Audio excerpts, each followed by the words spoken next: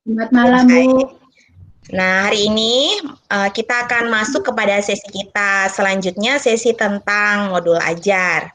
Nah, sebelum saya menjelaskan lebih lanjut, saya ingin memperkenalkan diri dulu ya Bapak Ibu, karena kata orang tak kenal maka tak disayang. Saya Krisni Anggisnaen dari SMP Negeri 11 Kota Kupang. Dari Bapak Ibu di sini ada yang sudah pernah ke Kota Kupang?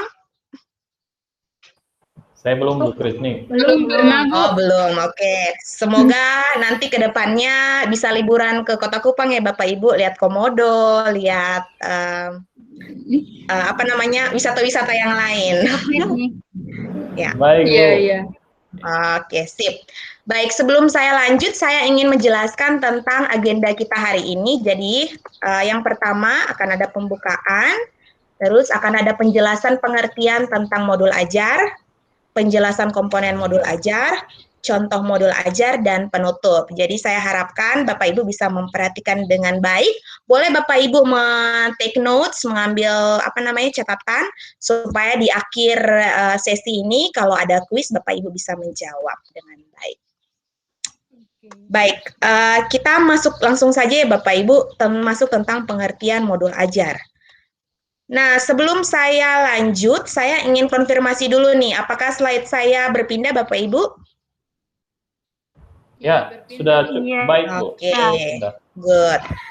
Baik, sebelum kita mempelajari lebih jauh tentang modul ajar, saya ingin Bapak Ibu mengingat kembali tentang apa saja yang mungkin selama ini sudah Bapak Ibu tuliskan, komponen-komponen apa saja yang sudah Bapak Ibu tuliskan di RPP yang sudah Bapak Ibu buat selama ini. Kira-kira ada apa aja, tujuan pembelajaran kah, atau apa? Oh, oke, silakan Ibu Irma. Ya, jadi ya kalau yang RPP yang kita susun, di dalamnya ada identitas RPP, ada tujuan pembelajaran, ada langkah-langkah kegiatan, dan ada penilaian atau assessment. Oke, terima kasih. Ya, terima kasih ya Bu Irma. Nah, betul sekali ya Ibu Irma, itu seperti RPP, dalam RPP itu ada komponen-komponen yang sudah kita pelajari. Nah, di modul ajar ini kalau mau saya bilang, modul ajar ini adalah nama lain dari RPP. Jadi kurikulum penggerak itu kita nggak akan kenal lagi dengan istilah RPP, tetapi dengan istilah modul ajar. Nah, ada beberapa komponen yang mungkin masih tetap sama, tetapi ada juga komponen-komponen yang berubah. Nah, mari kita lihat ya kira-kira komponen apa saja yang nanti berubah di modul ajar. Sebelum kita masuk ke dalam komponen, saya mau Bapak Ibu lihat kembali tentang definisi atau konsep modul ajar. Nah, apa itu modul ajar? Modul ajar itu adalah sejumlah alat atau sarana media, metode, petunjuk, dan pedoman yang dirancang secara sistematis dan menarik. Modul ajar itu juga harus disusun sesuai dengan fase atau tahap perkembangan peserta didik, mempertimbangkan apa yang akan dipelajari dengan tujuan pembelajaran dan berbasis perkembangan jangka panjang.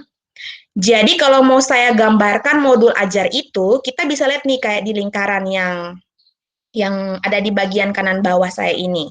Jadi sebelum ada modul ajar itu, kita juga sudah harus tahu yang namanya profil pelajar Pancasila. Kalau kita ingat kembali, ada berapa Bapak Ibu? Ada berapa profil pelajar Pancasila? Ada 6 dimensi. Ada 6. Ya, betul. Ada 6 dimensi ya Bapak Ibu. Nah, kalau kita sudah tahu profil, karena memang tujuan daripada setiap pembelajaran kita harus kembali lagi kepada profil pelajar Pancasila. Sudah tercapai belum? Nah, dari profil pembelajar Pancasila yang sudah kita pelajari itu kan diturunkan yang namanya capaian pembelajaran. Di capaian pembelajaran itu kita turunkan lagi nih, kita break lagi ke dalam ke dalam bagian yang lebih kecil lagi. Misalnya kita pilih nih, capaian pembelajarannya mau kita ambil tentang statistik di modul ajar yang mau kita buat. Nah, di dalam pembelajaran statistik itu, modul ajar tentang CP-nya statistik, kita break lagi ke dalam alur tujuan yang lebih kecil lagi. Ada alurnya, mungkin pertamanya apa, belajar tentang mungkin mengumpulkan data. Terus belajar setelah mengumpulkan data, mungkin kita masuk kepada penyajian data. Setelah penyajian data, analisis, dan seterusnya. Kalau alurnya itu kita sudah konsepkan, kita sudah buat, barulah kita bisa membuat yang namanya modul ajar. Jadi tidak boleh terbalik ya Bapak Ibu, karena kalau terbalik ya salah itu namanya. Seperti itu ya Bapak Ibu. Oke, sampai sini apakah Bapak Ibu sudah dapat gambaran tentang modul ajar? Berarti sama aja ya Bapak Ibu ya sama RPP, cuma memang ada beberapa komponen yang nanti akan ditambahkan seperti itu. Nah, kita lihat lebih lanjut lagi tentang komponen yang ada di dalam modul ajar. Kalau Bapak Ibu lihat di layar Bapak Ibu masing-masing, ada tiga bagian penting dalam komponen modul ajar. Yang pertama itu ada informasi umum, ada komponen inti, dan ada yang namanya lampiran. Di informasi umum ini ada beberapa komponen inti juga ada beberapa komponen, dan ada lampiran. Seperti itu ya Bapak Ibu. Nah, mungkin Bapak Ibu berpikir, wah ini banyak sekali ya komponen modul ajarnya, kata Pak Menteri kan cuma 1 lembar. Seperti itu. Betul nggak Bapak Ibu? Iya, betul, Bu. Betul. Ya, betul Tetapi, sekali, apa namanya, meskipun demikian, sebenarnya ini kembali lagi kepada Bapak Ibu. Ini sebenarnya format yang diberikan ini adalah format yang idealnya seperti itu. Jadi diharapkan ketika modul ajar yang kita buat ini, kalau selengkap ini, ketika kita mungkin tidak masuk ke sekolah dan ada guru yang akan menggantikan kita, ketika dia baca modul ajarnya, oh dia dapat gambaran kelasnya mau dibuat seperti apa. Atau mungkin modul ajar Bapak Ibu mau di-sharing ke teman-teman guru yang lain di sekolah lain. Ketika mereka baca, mereka ngerti nih, oh pembelajarannya seperti ini, tujuannya jelas dan oh seperti ini. Maksudnya mereka mendapatkan gambaran yang utuh lah, tidak salah seperti itu ya Bapak Ibu. Jadi komponen-komponen yang banyak ini boleh juga Bapak Ibu, ada yang Bapak Ibu pakai atau ada yang Bapak Ibu tambahkan juga boleh juga. Itu disesuaikan, kita sesuaikan dengan kebutuhannya siswa yang ada di sekolah kita. Seperti itu ya Bapak Ibu. Nah, kita lihat lebih lanjut tentang informasi umum. Di informasi umum itu ada identitas sekolah, kita tulis nama penyusun, kita sendiri kalau kita yang menyusun, institusi sekolah kita, jenjangnya mau SMP, SD, atau SMA, kelas berapa, serta alokasi waktu. Dalam satu modul ajar itu mau dilakukan pembelajaran berapa banyak waktunya. Ada kompetensi awal. Kalau kompetensi awal ini mungkin kita kenal dengan prior knowledge, kompetensi awal ya. Kompetensi awal ini berisi tentang pengertian, pengetahuan dasar atau keterampilan dasar yang harus anak kita miliki sebelum dia masuk ke materi atau pembelajaran yang kita buat. Jadi kalau misalnya kita di fase D, kita lihat lagi kembali ke belakang. Kira-kira di fase C-nya, anak ini sudah belajar apa saja. Kalau mungkin materinya tentang statistik, di fase C-nya materi statistiknya mereka sudah belajar tentang apa. Apakah sama penyajian data? Mungkin di fase C-nya penyajian datanya masih tentang data-data yang sederhana, belum terlalu kompleks. Nah, nanti di fase D-nya berarti kita bikin satu tingkat lebih tinggi. Oh, mungkin penyajian datanya lebih kompleks, lebih banyak. Terus mungkin kita mau meningkatkan keterampilan mereka menggunakan aplikasi Excel atau aplikasi-aplikasi yang lain. Atau mungkin pengumpulan datanya kita nggak manual lagi, kita mau pakai Google Form misalnya. Atau kita cari data dari internet. Seperti itu boleh juga. Seperti itu ya Bapak Ibu. Nah, next ada profil pelajar Pancasila. Jadi profil pelajar Pancasila ini kan ada 6.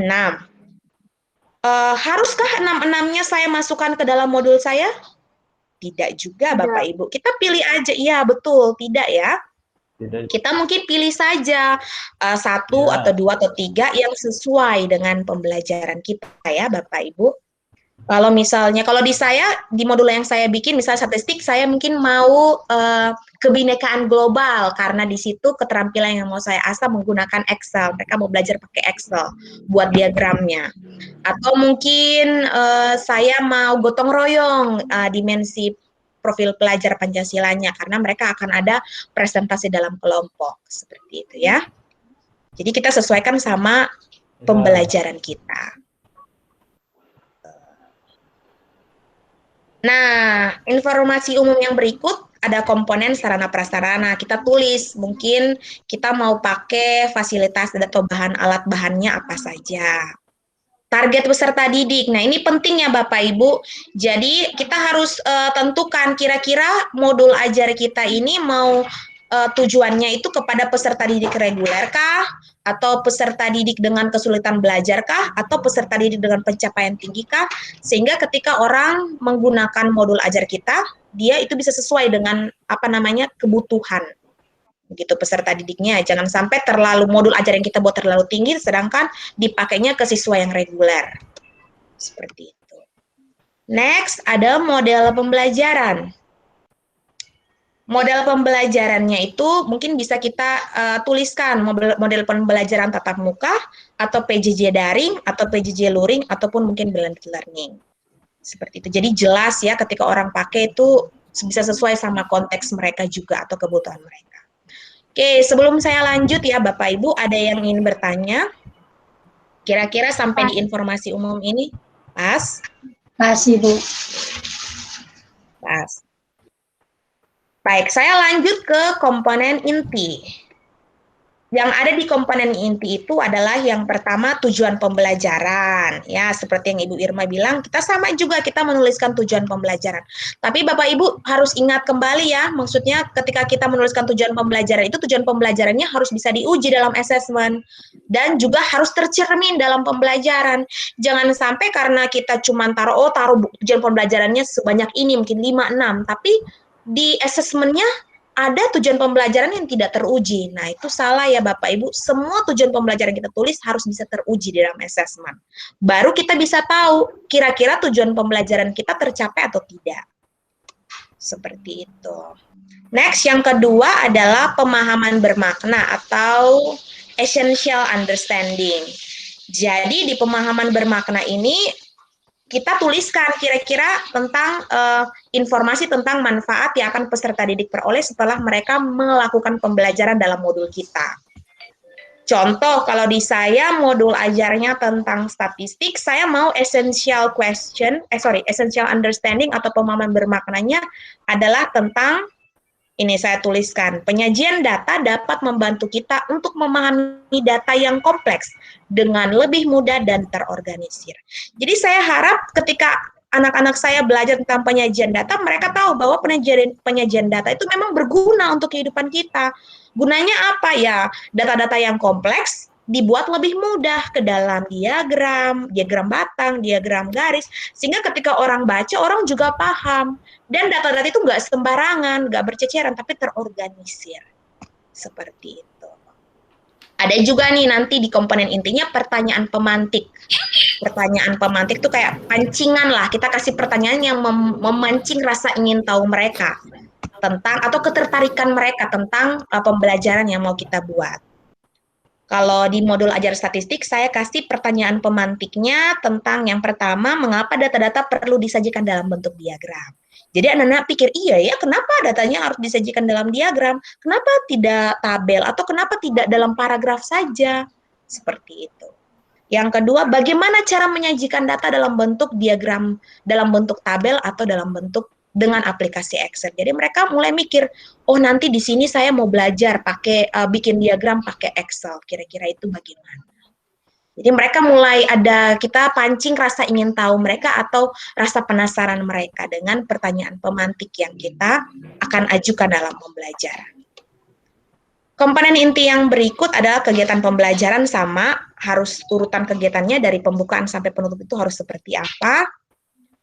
Terus ada assessment, nanti Bapak Ibu belajar assessment ini di sesi assessment ya Bapak Ibu. Kalau kurang lebih assessment yang kita akan pakai di sini ada 3 jenis, diagnostik, formatif, dan summatif. Yang terakhir baik, dalam komponen... Saya silakan Pak sebentar, Fadil. Iya, silakan ya, Pak Fadil. Terima kasih atas kesempatannya Bu. Jadi yang di sini saya sedikit bingung pada kemampuan awal siswa Bu. Jadi nantinya kan misalnya kita mau menyampaikan materi yang Ibu sampaikan terkait dengan apa materinya tadi Bu? Statistik Pak. Statistik ya, statistik. Oke. Okay. Ketika siswa nantinya diarahkan mengolah statistik dengan menggunakan aplikasi misalnya Excel, berarti kan kita harus mengetahui kemampuan awal siswa. Apakah siswa ini sudah Excel? Nah, sekarang kalau misalnya terjadi kepada siswa yang kemampuan pengolahan Excel-nya belum baik, kira-kira gimana, Bu? Nah, itu berarti ya. Terima kasih ya Pak Fadil untuk pertanyaannya. Sangat baik sekali. Gimana nih kalau misalnya kita mau pakai Excel, anak-anak belum ada pemahaman yang baik tentang pengolahan data dengan Excel. Kira-kira bagaimana? Itu yang harus Bapak Ibu pikirkan. Kira-kira di dalam kegiatan pembelajarannya di sesi keberapa mau diajarkan tentang penggunaan cara mengolah diagram, cara membuat diagram dengan aplikasi Excel. Jadi kalau di saya, di modul A yang saya bikin, saya kasih kurang lebih ada di pertemuan ketiga. Jadi setelah mereka udah belajar kumpulin data, mereka datanya udah ada, sebelum mereka masuk ke dalam penyajian data dengan bentuk Excel, kan mungkin ada yang bisa, ada yang enggak. Nah, di situ saya ada 15 atau 20 menit saya jelaskan. Kira-kira kalau misalnya kita mau pakai Excel tuh harus seperti ini, ada step by step. Seperti jadi anak-anak ketika kita suruh mereka kerja dalam kelompok, mereka sudah tahu, oh kira-kira seperti ini. Jadi tinggal mereka coba. Seperti itu kalau dari saya. Jadi itu harus tergambar dalam kegiatan kita sehingga waktu kita pembelajaran ya kita tidak mungkin minta anak untuk maksudnya mereka belum tahu terus mereka harus melakukan hal yang mereka tidak tahu. Justru di dalam pembelajaran itu kita harus menjelaskan. Mungkin itu kalau dari saya ya Bapak Ibu. Pak Fadil kira-kira gimana? Oke, baik Bu. Jadi nanti ketika kita pasangkan mereka di kelompok, berarti kelompoknya harus tergambar ada siswa yang mampu untuk mengolah supaya pembelajarannya bisa berjalan dengan baik ya Bu ya? Iya, betul sekali Pak. Jadi mungkin di pertanyaan di awal pemahaman awalnya mungkin kita di awal pembelajaran kita tanya dulu mungkin ke mereka. Kira-kira di sini ada yang sudah pernah pakai aplikasi Excel belum atau ada yang sudah bisa atau belum? Mungkin kita tanya aja suruh mereka angkat tangan. Nah, di situ kan kita bisa lihat oh ada yang sudah bisa, ada yang belum. Baru saya yakin Bapak Ibu juga pasti punya kemampuan maksudnya ketika kita mengorganisir kelas pasti Bapak Ibu sudah tahu nih anak-anak mana yang kira-kira memiliki kemampuan yang tinggi dan mana yang memiliki kemampuan yang mungkin agak kurang. Jadi ketika pengelompokannya diagnostiknya jalan Bu. Asesmen iya.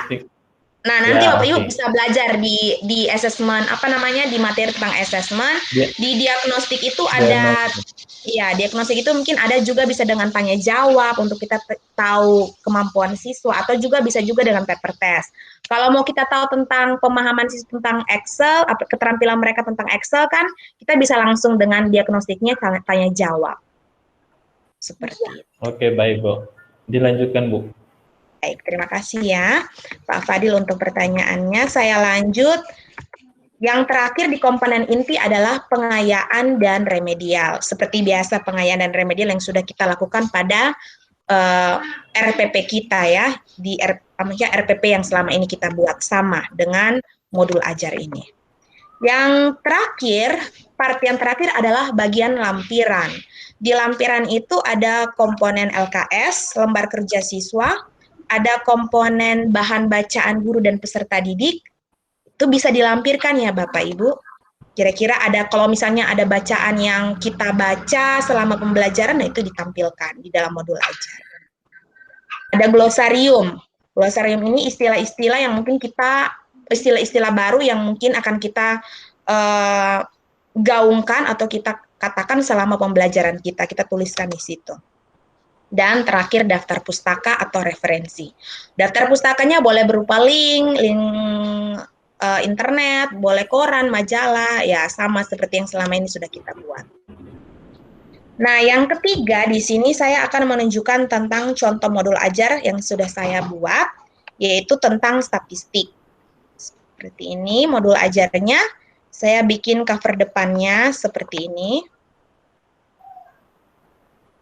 Nah, di sini ada informasi umumnya ya, pelajarannya, kelas, nama saya, terus sekolahnya, terus ada durasi, fasenya, fase apa, fase D ya kalau di SMP, ada tujuan pembelajarannya.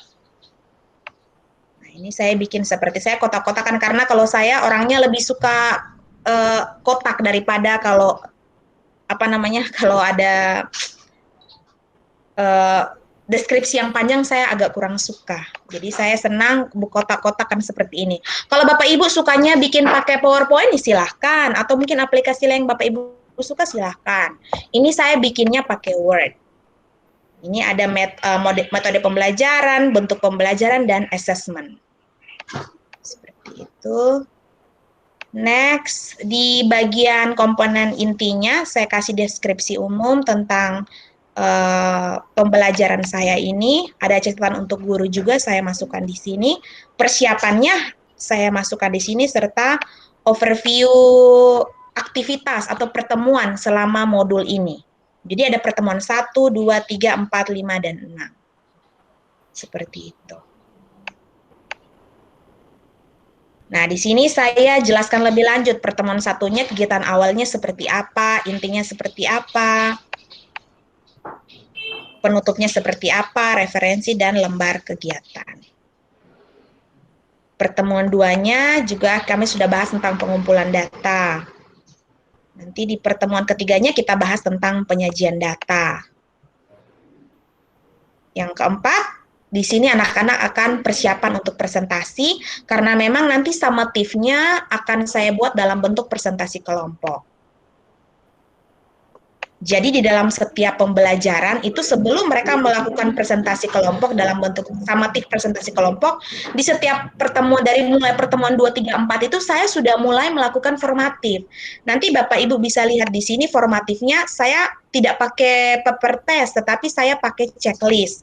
Karena kalau menurut saya presentasi lebih baik formatifnya dengan checklist, karena kembali lagi kepada tujuan kita memberikan formatif itu kan sebagai persiapan sebelum mereka melakukan summative. Jadi harapkan setiap meeting pembelajaran saya kasih formatif, saya sudah bisa mengukur nih kesiapan mereka sebelum masuk summative itu seperti apa. Nah, di pertemuan 5-nya baru nanti akan mulai presentasi untuk summative. Untuk standar penilaian presentasinya di sini saya pakai rubrik, ada beberapa aspek yang saya saya nilai di sini. Nah, ini formatifnya ada 3 kali. Formatif pertama, 2, 3 semuanya checklist. Di bagian akhir daripada modul saya ini, saya juga tuliskan refleksi, pertanyaan untuk refleksi guru dan refleksi siswa. Nah, mungkin itu saja Bapak Ibu untuk modul saya yang sudah saya buat. Apakah Bapak Ibu punya pertanyaan mengenai modul ini? Nanti saya akan bagikan file datanya ya Bapak Ibu, supaya mungkin Bapak Ibu bisa lihat ketika Bapak Ibu punya waktu lain atau waktu kosong. Ada yang ingin ditanyakan Bapak Ibu? Ya, baik sekali Bu Krini. Saya pikir apa yang Ibu sampaikan sudah sangat baik, Bu. Dan mungkin Ibu Irma gimana, Bu Irma? Ya, nanti kalau saya mau minta file ininya, presentasinya juga, Ibu. Oke, nanti saya kirimkan di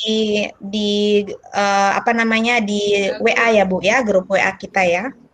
Iya. Oke, baik, Bu. Baik, kalau tidak ada yang bertanya, saya ingin menguji nih kira-kira sudah sampai mana pemahaman Bapak Ibu tentang modul ajar ini. Saya minta mungkin Bapak Ibu tuliskan 7 komponen yang Bapak Ibu ingat, karena ada banyak itu ya komponen-komponennya. Saya minta Bapak Ibu tuliskan 7 komponen di buku Bapak Ibu. Kira-kira apa sih komponen-komponen yang Bapak Ibu ingat? Ada 7 ya. Saya kasih waktu kurang lebih 1 menit untuk Bapak Ibu tuliskan.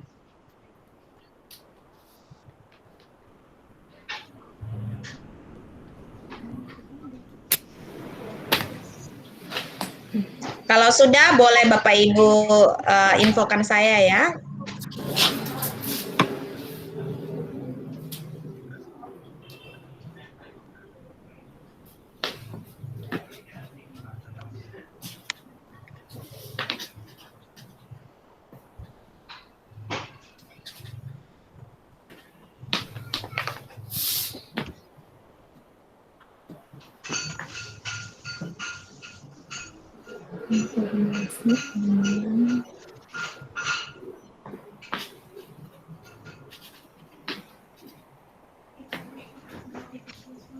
Oke, 10 detik lagi. Bentar ya, Ibu.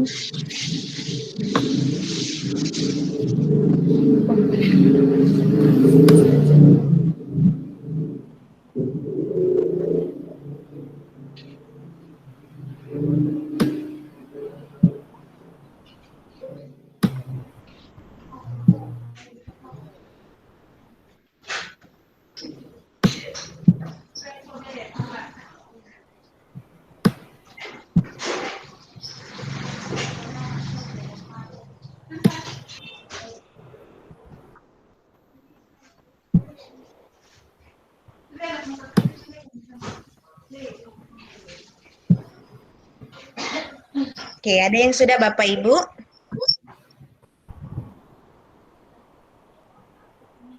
Bentar. 7, Bu. Oke, silakan Bu. 7 komponen modul ajar. Yang pertama judul, petunjuk belajar, latihan, tugas, penilaian, glosarium, dan daftar pustaka. Oke, terima kasih ya Bu Ratna. Ada lagi yang mau menambahkan atau membacakan 7 komponen yang sudah dituliskan? Baik, Bu. karena oke, silakan Pak Fadil. Ya, yang saya punya ya, yang saya tuliskan di sini yang pertama rumusan, kemudian petunjuk untuk guru, petunjuk untuk siswa, kemudian lembar kegiatan siswa atau lembar kerja, kemudian kunci lembar kerjanya, lembar evaluasi, kemudian kunci lembar evaluasi, daftar pustaka, Bu. Oke, baik. Terima kasih ya Bapak Ibu. Oke, karena memang waktu kita sudah sangat singkat, terbatas, maka Bapak Ibu mungkin yang lain tidak dapat kesempatan untuk membacakan hasil tulisannya ya. Tapi saya berharap apa yang dituliskan itu sudah benar dan sudah sesuai dengan komponen-komponen yang harus ada dalam modul ajar. Mungkin itu saja dari saya ya Bapak Ibu. Terima kasih untuk perhatian dan kerjasamanya dalam sesi kita tentang modul ajar ini. Terima kasih. Oke, sama-sama. Baik Ibu Krisni.